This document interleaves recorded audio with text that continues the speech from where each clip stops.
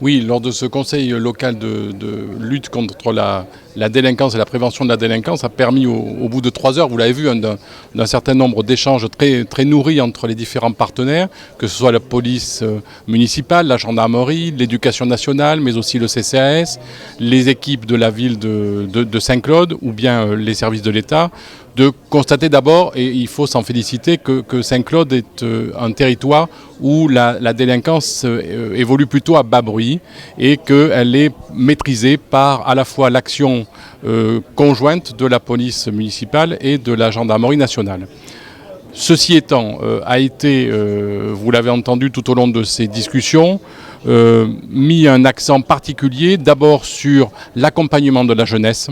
L'accompagnement de la jeunesse qui parfois peut être entraînée malgré elle dans des comportements délictueux, notamment dans le cadre de consommation de stupéfiants, mais aussi dans le cadre de la lutte contre l'illettrisme ou le décrochage scolaire, et que par conséquent, il y aura sans doute à mener, dans le cadre de ces réflexions partagées au sein du CLSPD, des actions très ciblées concernant cette prévention de la délinquance qui peut toucher cette jeunesse, en rappelant également qu'il y a une obligation de formation des jeunes de 3 ans à 18 ans et qu'il y a donc un rôle éminent, notamment des responsables des établissements scolaires, il y en avait autour de la table, mais également de l'État et du conseil départemental au sein des missions locales.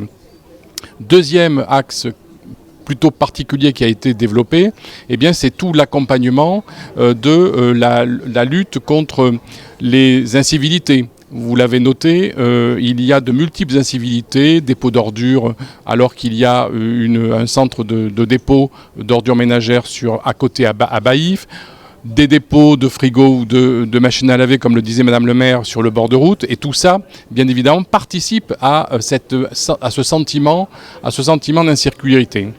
L'autre élément qui a été également abordé, c'est tout ce qui touche aux violences intrafamiliales. Évoqué notamment dans le cadre de la typologie des familles qui de plus en plus sont des familles monoparentales.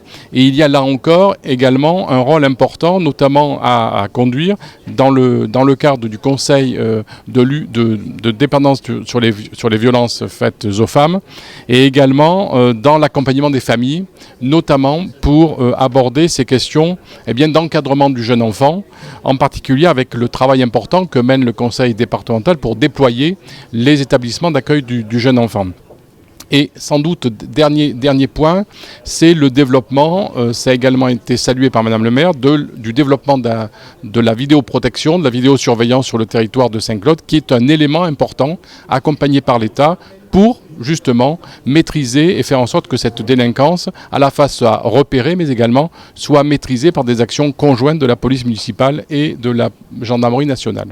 Oui, je crois que c'est important que la parole se libère, vous l'avez vu, l'intérêt d'un CLSPD, c'est véritablement de faire de la co-construction de prévention et de lutte contre la délinquance, parce que chacun dans son coin ne peut pas tout seul résoudre les questions de lutte contre la délinquance ou de prévention de la délinquance, parce que les publics sont multiples, parce que les publics évoluent dans le temps.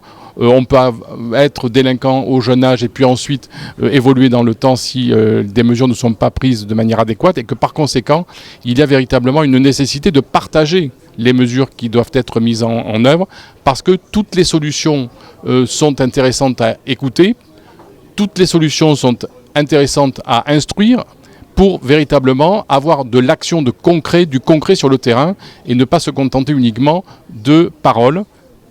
Agissons, c'est tout l'intérêt d'un CLSPD tel qu'il a eu lieu aujourd'hui.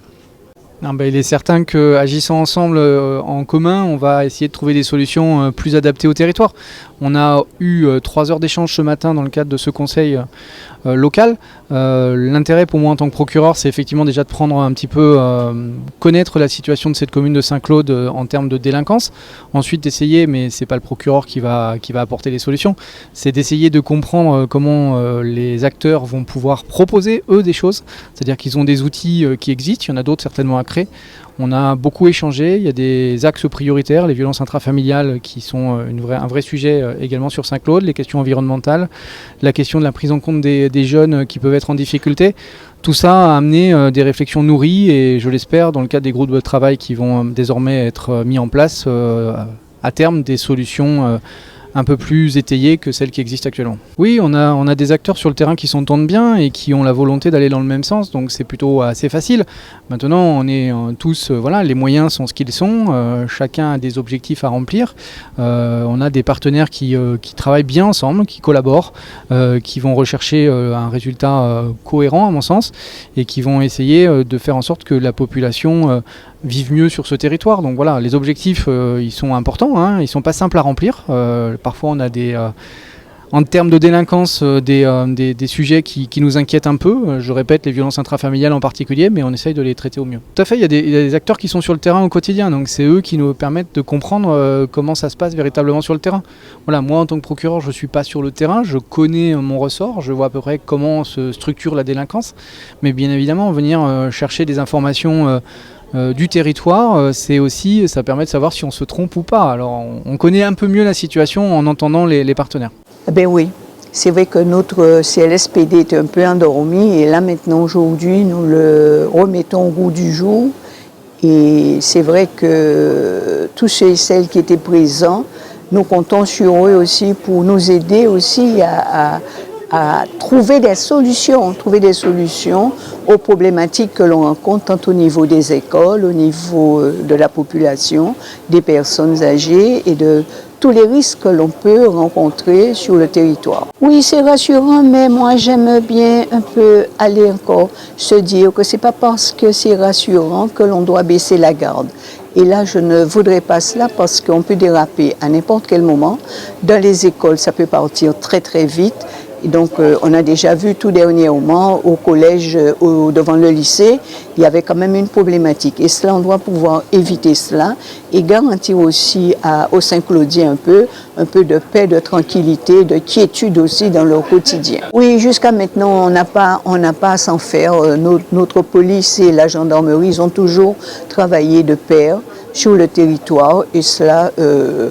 je suis satisfaite sur ce point-là et là maintenant on va pouvoir passer aussi un peu à la répression, un peu ce que je verrai dans un deuxième temps avec monsieur le procureur pour voir un peu comment régler aussi ce genre de problème. Précisément, c'est ce que je ne veux pas. Quand on me dit que ça va, un peu que ça va, je dis attention, parce qu'à n'importe quel moment, ça peut se tourner au vinaigre et tout, et je veux précisément éviter cela, qu'on puisse garder un peu le territoire un peu contenu, que l'on puisse être sur le territoire aussi pour surveiller, voir un peu ce qui se passe, ce qu'il pourrait se passer. C'est ça ma préoccupation, c'est de la prévention avant tout.